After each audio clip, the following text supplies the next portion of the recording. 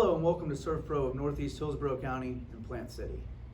What I wanted to do today was take a moment to share with you the CDC guidelines and how we effectively clean preventatively and disinfect for the coronavirus and other diseases that may be in your home or business. There is a slight difference between professional and residential cleaning. If you wanted to do this at home, you certainly could. And in the next part of this video, we will show you how to find products at home that are on this 40-page EPA list that you can clean and disinfect your home with. However, the professionals at SERVPRO are doing this on a daily basis and are very familiar with how to clean and disinfect to the CDC guidelines. What I'm going to do today, though, is simply show you the CDC guidelines and explain to you how we would do it. So if you'd like to do it in-house, you can, or if you'd like to let us come in and perform these services, we'd be happy to do so. First and foremost, I want to make sure everybody understands that there's a difference in cleaning and disinfecting. Per the CDC guidelines, cleaning refers to the removal of germs, dirt, and impurities from surfaces. It does not kill germs, but by removing them, it lowers their numbers of risk of spreading infection. Disinfecting, however, refers to using chemicals, for example, EPA registered disinfectants, like on this list, to kill germs on surfaces. This process does not necessarily clean dirty surfaces or remove germs, but by killing germs on a surface after cleaning it, it can further lower the risk of spreading infection. What I want to make clear is that if you have someone or you in your house are simply applying a disinfectant to a dirty surface, the CDC guidelines say that it may not be effective. So the first thing you want to do is clean that surface. First, we're going to talk about how to clean and disinfect per the CDC guidelines. For hard, non-porous surface, the first thing the CDC recommends is wearing disposable gloves while cleaning and disinfecting surfaces. Gloves should be discarded after each cleaning. If reusable gloves, like these here, yours may be yellow in your kitchen, are used, those gloves should be dedicated for cleaning and disinfecting surfaces for COVID-19 and should not be used for any other purposes. It also recommends to consult the manufacturer's handbook. However, a simple nitrile glove is what they're referring to with disposable, and these are what we've been using on a daily basis.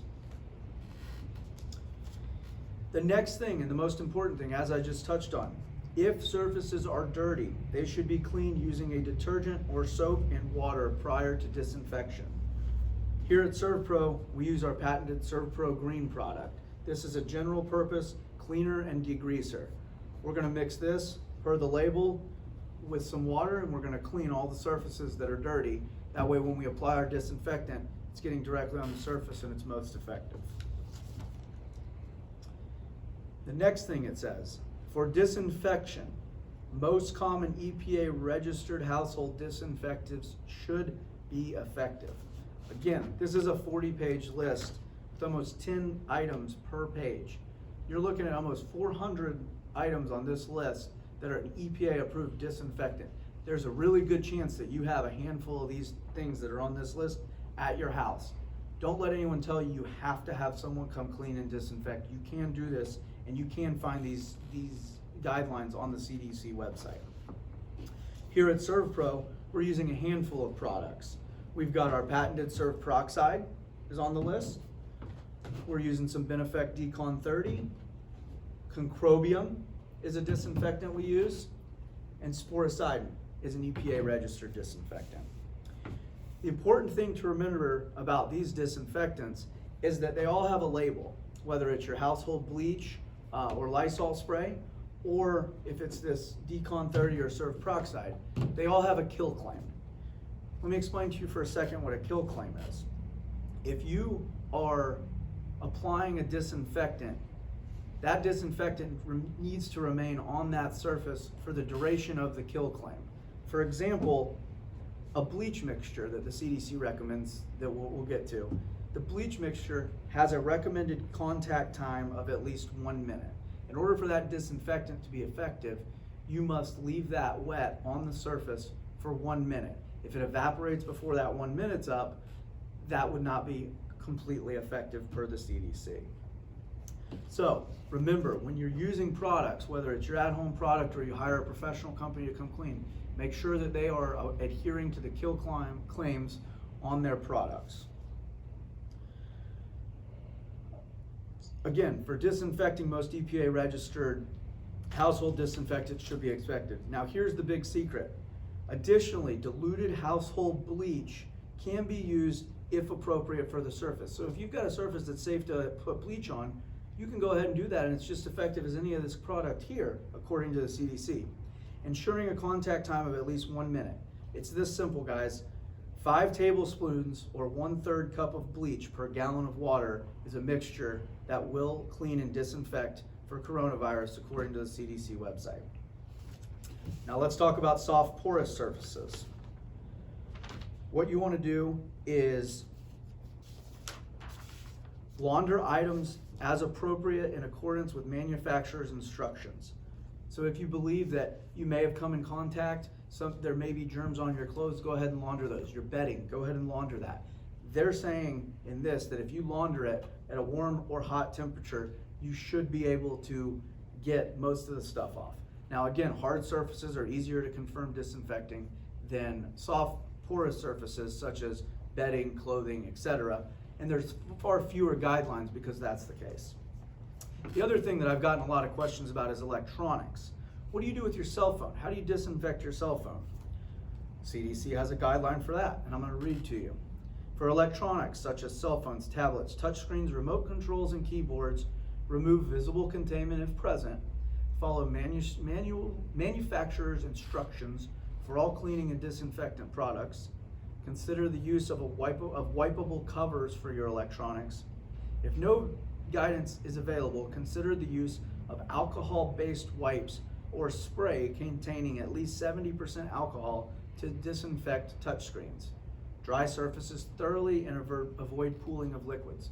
Again, we want to get that alcohol mixture wiped on the hard surface of our cell phone or the plastic container that it's in. Guys, that's it. It's not that difficult to clean and disinfect your home or your business.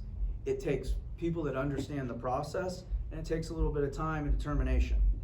I'm going to show you a few other things while I have you here if you choose to hire a professional company to come in. Couple things that we've been doing. Obviously, we've been cleaning with our all-purpose cleaning and degreaser here. We've been applying disinfectant in a couple of different methods. Number one would be with a simple spray bottle, filling it up with one of these and adhering to the kill claim. Number two would be a fogging method. You've probably seen quite a few videos of companies fogging different businesses, things like that. It's all over social media. You saw people fogging the streets in other countries. This machine takes these chemicals here, these disinfectants here, and it applies them as a mist over large surfaces at a large period of time. Again, the one thing we have to be sure of is that when we're fogging disinfectant, that we remain that contact time and that we adhere to the kill claims that's on this. Now, you may think, well, do I need PPE for this? Again, always consult the label from the disinfectant. Most times, if you need it, a simple N95 mask will work. A lot of your household cleaners don't even recommend a PPE. Follow the guidelines on the back of the bottle, but you may not need an N95 mask. We've been using a full face respirator, but that's predominantly when we fog, not because these products are harmful. It just is a lot to ingest them, and these seem to be the best way to cover our entire face. If you're doing preventative cleaning only though, you don't necessarily have to have a full face respirator or any kind of crazy contraption on. There's no need to panic over this. I've heard multiple doctors on the news say that this is a weak virus. And while it is very, very contagious and highly contagious and is spread rapidly throughout the world, when applying product, it is fairly weak. Some of the strongest viruses in the world are weak outside of the body. So it's something to be very concerned about, and if done properly, however, it can be eliminated and contained. If you'll stick around for the next part of the video, I'm going to go back to my house. I'm going to go through my wife and I's cleaning cabinet and I'm gonna pull out whatever products are in there. I bet you there's 5 or 6 that have a disinfectant kill claim, and I'm gonna show you guys exactly how we'd use those products if we were at home. Thank you.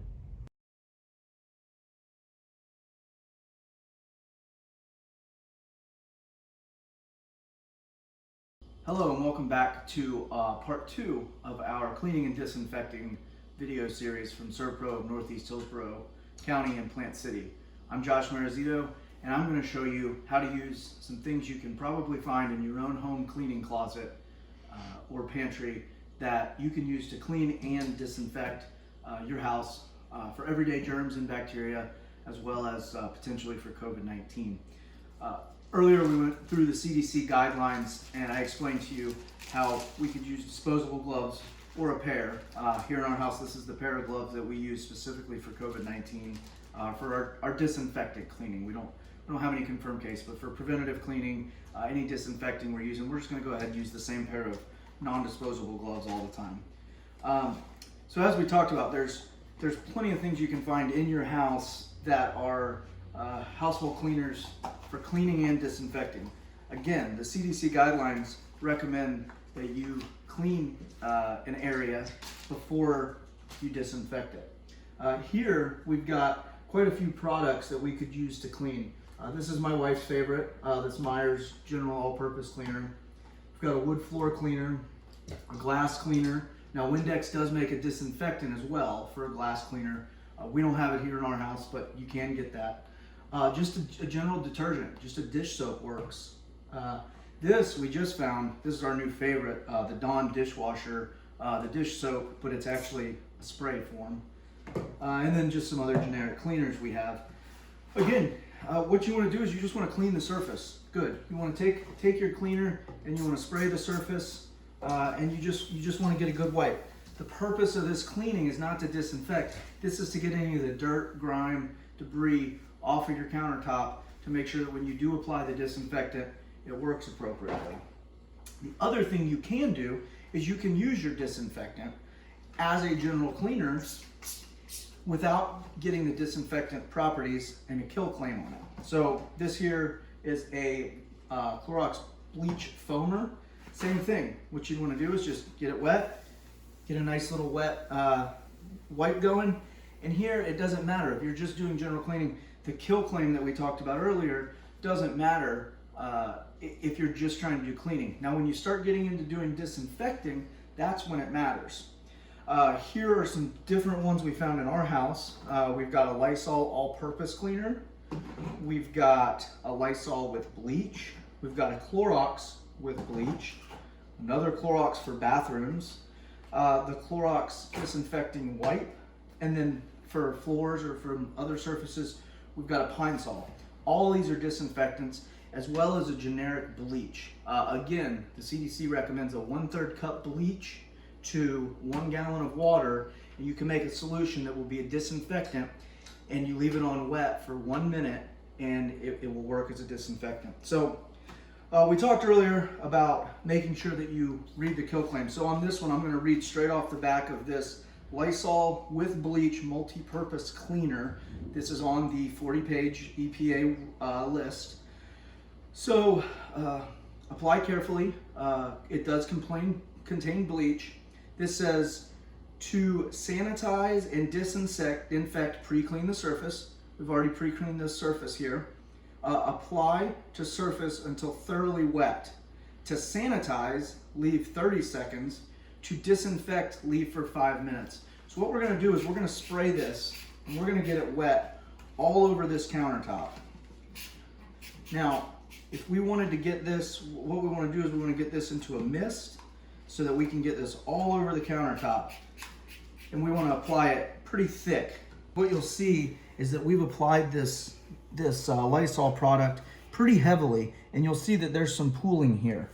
You don't want it to pool too much. Depending on the surface, you could damage the surface, but you do want to get it to where it's staying wet. You can see how that's wet. Now, that has to stay wet for 30 seconds to have a sanitary environment, or 5 minutes, according to this kill claim, to have a disinfected environment. All I'm going to do now is I'm going to wait 5 minutes. After the 5 minutes is up, we're going to go back. We're going to get a clean paper towel, We're gonna wipe it right off. We're gonna dispose of all of our garbage today. We're gonna throw that in the trash can. Then we're gonna get rid of our gloves. We're gonna wash them in the sink. We're gonna get rid of our gloves, and we're gonna let those dry. Those are gonna be specifically for our disinfectant cleaning. Again, it's as simple as reading the back of your labels. You have plenty of stuff probably at your house that works as a disinfectant. If you have any questions, feel free to call us here at SERVPRO, 813-459-3767, or check out the CDC website. It actually is full of really good information. Thank you. Have a good day and stay safe.